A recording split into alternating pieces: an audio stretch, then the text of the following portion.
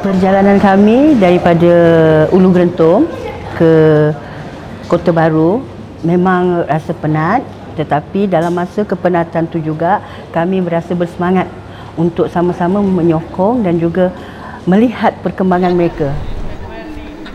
Bagi kami, isu tanah adalah sangat penting sebab itu adalah satu-satunya hak dan identiti kami orang asli. Mana-mana orang asli kami akan sokong juga.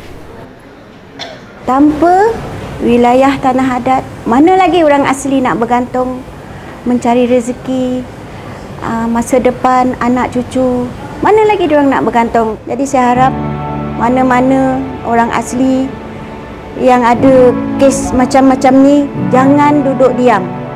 Kita kena bersuara. Kita ada hak. Orang tengok-tengok nang Perak, tengok-tengok pun rasa cukup amat mailah bangga je lah. Rasa kerajaan nam tolong tek kaneh nam iktiraf nam oglah.